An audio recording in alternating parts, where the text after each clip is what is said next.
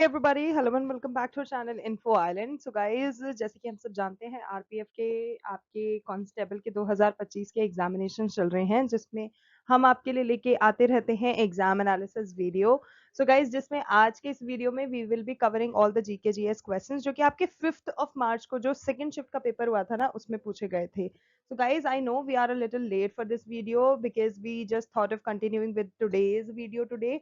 But then a lot of candidates were coming up to us and asking कि ma'am 5th of March का जो second shift का paper है उसके question जरूर से शेयर करिएगा. So here we are with those questions. तो वीडियो को एंड तक जरूर देखना, आपके लिए बहुत ज्यादा हेल्पफुल होने वाला है. अगर आपने एग्जाम दिया है तब भी, अगर आपने एग्जाम नहीं दिया है तब भी, ठीक है. और यस, अगर चैनल पे नए हो तो चैनल को सब्सक्राइब करना बिल्कुल मत भूलना बिकॉज इस तरह के इन्फॉर्मेटिव वीडियोस आपको रोज मिलते रहेंगे हमारे चैनल इन्फो आइलैंड पे. इसके अलावा भी जो भी अपकमिंग एग्जामिनेशन आने वाले हैं उससे रिलेटेड भी चीजें आपको देखने को मिलती रहेंगी on a timely basis. So now let's begin with the video and look for the questions without any further ado. So guys, first important question जो पूछा गया था वो था आरबीएल बैंक से रिलेटेड. दैट आरबीएल बैंक जिसने present करा है रिसेंटली एक नाम का डिपॉजिट जिसका नाम रखा है विजय फिक्स्ड डिपॉजिट. वो जो डिपॉजिट है वो कितने दिनों का है, आपसे ये पूछा गया था. सो गाइस बेसिकली वो 500 डेज का है. So 500 days fix deposit would be the correct answer. ठीक है. Next question, which city is known as Silicon Valley of India. तो अगर हम बात करें कि इंडिया की भी कुछ ऐसी स्टेट्स हैं जिनको पर्टिकुलर नाम से जाना जाता है, ऐसे ही एक स्टेट है जिसका नाम है बैंगलोर. सो गाइस जो बैंगलोर है उसको सिलिकॉन वैली माना जाता है इंडिया का. So that is the correct answer. Next question, what does Hooke's law state. तो गाइस जो हुक्स लॉ है वो एक ऐसा फंडामेंटल प्रिंसिपल है फिजिक्स का जो कि ये बोलता है that the force required to extend और to compress a spring by a certain distance is directly proportional to that distance only. ठीक है. तो ये आपका बताता है हुक्स लॉ. तो ये चीज भी आपको ध्यान में रखना है. नेक्स्ट है, who is the present chairperson of the National Commission for Women. So guys वो है विजय किशोर राहतकर. तो ये आपका वहां पर नेशनल कमीशन फॉर वुमेन हो जाएगा, उसका चेयरपर्सन है. इसी के साथ अगर हम बात करें पहले आयोग की तो गाइज उसका जो फॉर्मेशन हुआ था वो हुआ था आपका 31 जनवरी 1992 को वो गठित किया गया था. अगर उनकी अध्यक्ष की बात करें तो वो थी सुश्री जयंती पटनायक. ठीक है. जो दूसरा आयोग था वो जुलाई 1995 में गठित किया गया था और उसकी जो अध्यक्ष थी वो थी डॉक्टर मोहिनी गिरी. जो तीसरा आयोग था वो 1999 में गठित किया गया था जिसकी अध्यक्ष थी सुश्री विभा पार्थ सारथी. तो ये तीनों चीज भी आपको ध्यान में रखना है. Okay. Next question, who gave the slogan return to the Vedas. तो गाइस जो स्वामी दयानंद सरस्वती जी हैं उन्होंने जिन्होंने आर्य समाज की स्थापना करी है उनके द्वारा ये स्लोगन दिया गया था कि वेदास के और लौट जाओ. तो Swami Dayanand Saraswati is the correct answer. Next question, Saga Dawa belongs to which religion. तो गाइस जो सागा दावा नाम का जो एक चीज है वो आपका बुद्धिस्ट रिलीजन से रिलेटेड है. Next है, when did Pratibha Patil become the president of India? So guys, it was 25th of July 2007. This is the date when Pratibha Patil ji became the president of India. ठीक है. So 25th of July 2007 is the correct answer. And now if we talk about some related important things related to Pratibha Patil. तो guys उनका जन्म जो था वो 19 दिसंबर 1934 को हुआ था और उनका जो पूरा नाम है वो है प्रतिभा देवी सिंह पाटिल. वो इंडियन पॉलिटिशियन रह चुकी हैं और वो भारत की 12वीं प्रेसिडेंट थी. ठीक है. She was the 12th president of India and the first woman to hold this esteemed position and by becoming the president of India वो इस पोजीशन को होल्ड करने वाली पहली वुमन बन गई थी. And she was sworn in as the president on 25th of July 2007 and retired on 25th of July 2012. तो 25 जुलाई को ही उन्होंने ज्वाइन किया था और 25 जुलाई को ही वो रिजाइन हो गई थी. फर्क ये है 7 में ज्वाइन करा था और 12 में रिजाइन किया था. सॉरी 12 में रिटायर हुई थी, not resign. Okay. Next question, on what basis was the caste system divided in the early वैदिक पीरियड? तो गाइस एंशिएंट इंडिया जो था वैदिक पीरियड के समय, जो कि आपका 1500 से 1000 बीसीई में रहा था, it did not have social stratification based on socio economic indicators, rather citizens जो होते हैं दे वर क्लासिफाइड अकॉर्डिंग टू देयर वर्ना और कास्ट। तो वर्ना आपका यहाँ पे करेक्ट आंसर हो जाएगा, ठीक है, वर्ना के बेसिस पे वो चीज किया जाता था। अब हम बात करें कि वरना जो है, तो it basically defines the hereditary roots of a newborn. It indicates the colour type order और the class of people. Okay, next question, which state is the largest producer of cotton in India? So in India it's Gujarat and Maharashtra, जहाँ पे large उसमें amount में cotton produce होता है। Okay, next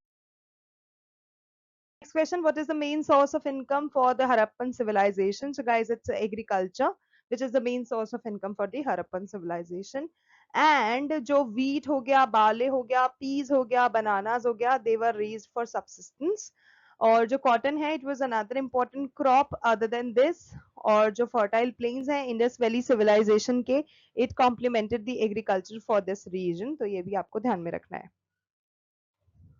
Okay, next question, who was the governor of RBI, यानी कि Reserve Bank of India, till October 2024? So guys, अक्टूबर 2024 तक जो रिजर्व बैंक ऑफ इंडिया के गवर्नर थे वो थे शक्तिकांत दास। सो Shaktikanta Das would be the correct answer. Okay, next question, which state has 32 assembly seats? So it is Sikkim, which has 32 assembly seats. Hornbill उत्सव कहाँ मनाया जाता है और कितने दिनों के लिए मनाया जाता है? तो गाइज हॉर्नबिल उत्सव जो है ये आपका 10 दिवसीय त्योहार होता है and it is celebrated for 10 days. Okay, hornbill उत्सव की जैसे अभी हम बात करें तो जो गाइस हॉर्नबिल उत्सव होता है 10 दिनों के लिए मनाया जाता है। नंबर वन, यह हर साल 1 से 10 दिसंबर के बीच मनाया जाता है। कहाँ पर? पूर्वोत्तर भारत का जो नागालैंड है वहां पर इसको मनाया जाता है और इसे वहां का त्योहारों का त्योहार भी माना जाता है, ठीक है। Okay, next question. Who helped during the economic recession in 1991? So guys, 1991 में जो economic recession है आया था, उसमें जो IMF है, which is International Monetary Fund, और जो IBRD है, which is International Bank for Reconstruction and Development, जिसको हम World Bank के नाम से भी जानते हैं, इसने काफी ज्यादा help किया था in the year 1991 जब economic recession आया था। Okay, next question, who led the 1857 revolution from Ludhiana, Punjab? So guys, it was Maulana Shah Abdul Qadir Ludhianvi. तो ये आपको याद रखना है। And it was a revolutionary who waged war against the East India Company in 1857, Ludhiana district से पंजाब में, ठीक है। जो मौलाना शाह हैं वो बिलोंग करते हैं अरायन ट्राइब, जो कि पंजाब में मौजूद है वहां से। So Maulana Shah Abdul Qadir Ludhianvi is the correct answer. Okay, next question. The Indus X committee took place between these two countries. So किस दो ऐसे नेशन के बीच में इंडस एक्स कमिटी जो है वो होता है? तो ये जो सम्मेलन है ये इंडिया और अमेरिका के बीच में होता है। और जो इंडस एक्स है ये शिखर सम्मेलन 2024 का तीसरा संस्करण जो था वो आपका 9 से 10 सितंबर 2024 को अमेरिका के कैलिफोर्निया में आयोजित किया गया था। तो ये चीज आपको ध्यान में रखना है। इसके अलावा गाइस बात करें किन दो देशों के बीच में हुआ था, तो भारत और अमेरिका के बीच में हुआ था। और ये जो समिट है ये रक्षा नवाचार सेतु बनाने के लिए दोनों ही देशों के बीच प्रतिबद्धता को बढ़ाने के लिए आयोजित किया गया है, ठीक है। और ये जो समिट है ये महत्वपूर्ण और उभरती प्रौद्योगिकी जो कि आईसीईटी है इस पहल के तहत आयोजित किया गया था।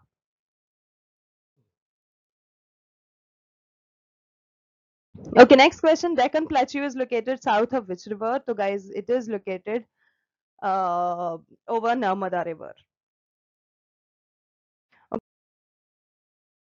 Okay, next step, the objective of this 5-year plan was to achieve rapid industrialization with a special emphasis on the development of basic and heavy industries. So guys, industrialization हुआ और industry से related जो भी कुछ हुआ ये आपकी दूसरी जो पंचवर्षीय योजना थी, सेकेंड 5-year plan जो था उसका ही मेन मकसद था। और ये जो सेकेंड 5 ईयर प्लान था आपका, ये 1956 से 1961 तक चला था।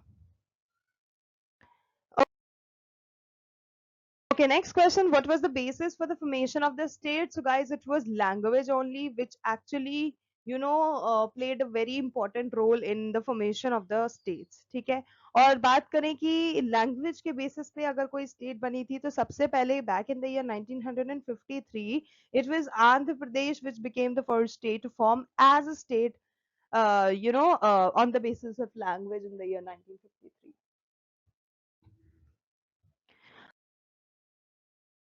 ओके नेक्स्ट, यस, साल 1956 में जो राज्य पुनर्गठन अधिनियम लागू हुआ था, ठीक है, और राज्यों को भाषाई आधार पर मान्यता दे दी गई थी साल 1956 में, तो ये चीज आपको ध्यान में रखना है। और 1956 में ही पारित राज्य पुनर्गठन अधिनियम जो था, उसके द्वारा भाषाई आधार पर 14 राज्य ऐसे थे और 6 केंद्र शासित प्रदेश ऐसे थे जिनका गठन हुआ था भाषा के बेसिस पर। Okay, next question. Which of the following is not a composition of Sant Tulsi Das? So, guys, Sahitya Ratna is the correct answer. Okay, in which month are rabi crops sown and harvested? So guys, जो राबी के crops होते हैं ना, वो अक्टूबर से लेकर दिसंबर तक सोन भी कर दिए जाते हैं और हार्वेस्ट भी कर दिए जाते हैं। और ये जो क्रॉप्स हैं, इनको आप ठंडे ही महीने में हार्वेस्ट भी कर सकते हो, सोन भी कर सकते, सॉरी, आप इनको उगाओगे कब? ठंडे मंथ्स जो होते हैं उसमें आप इनको सो करोगे और हार्वेस्ट करते हो स्प्रिंग के महीने में, या फिर आप कह सकते हो समर सीजन जब आ जाता है तब, which is mostly from February to May. ठीक है, तो फेब्रवरी टू मई में इनको हार्वेस्ट कर लिया जाता है और अक्टूबर टू दिसंबर में इनको सोन कर दिया जाता है। ठीक है, राबी की जो क्रॉप्स होती है ना, they do not require much of water, तो they can thrive in cold temperatures.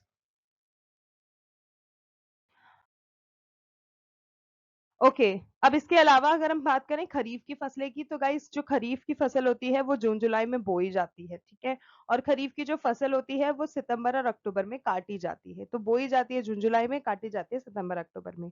If we talk about कि खरीफ की फसल होती कौन सी है, तो गाइस चावल, मक्का, बाजरा, दालें, कपास, जूट, अरहर, मूंग, उड़द, मूंगफली, ये सारी आपकी खरीफ की फसलों के कुछ एग्जाम्पल्स हैं।